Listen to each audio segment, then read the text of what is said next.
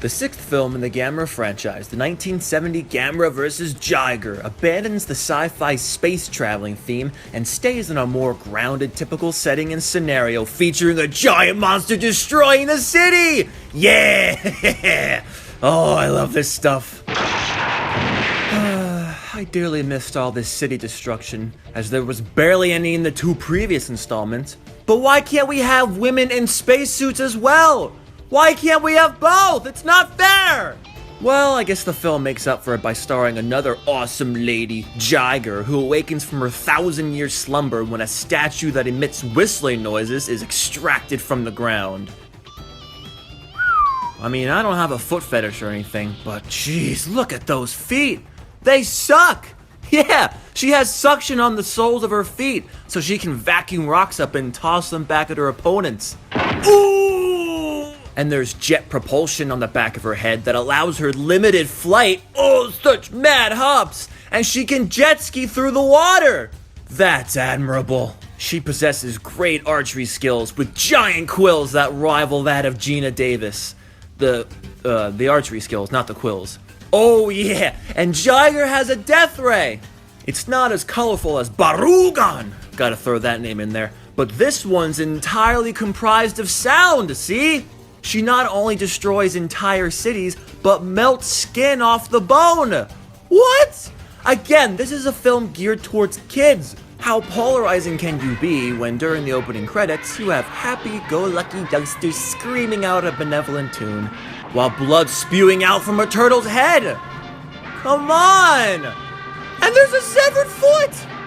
By far the worst is this scene, where we're shown real footage of an elephant's trunk clogged with parasites, and they proceed to surgically cut it open, showing us everything, right down to the spaghetti-like parasites crawling around inside! Nobody wants to see that, come on!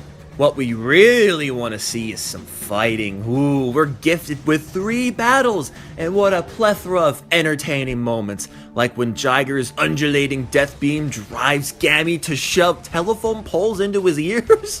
What? Well, that defeats the purpose of protecting his eardrums if he's shoving long, piercing objects into his eardrums. Then there's a random part where Gamera blows Jiger up to Kingdom Come. Then, for some reason, he finds it important to grab a tall building to use as a seesaw that would send him crashing into a building. Why would he intentionally harm himself? Eventually, Jiger impregnates Gamera. Ouch, if only having children was that easy. Which as a result severely debilitates him, rendering more or less unconscious.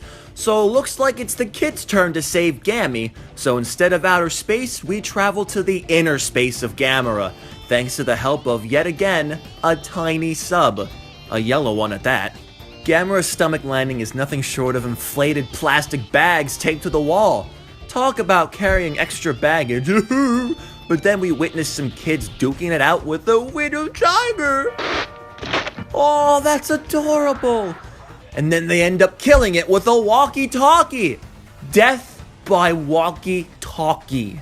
Oh yeah, other than these scenes inside Gamera's body, the special effects and all the fighting, there's still a lot of dull, lagging moments that really drag on. Especially all the scientist mumbo-jumbo. Ugh.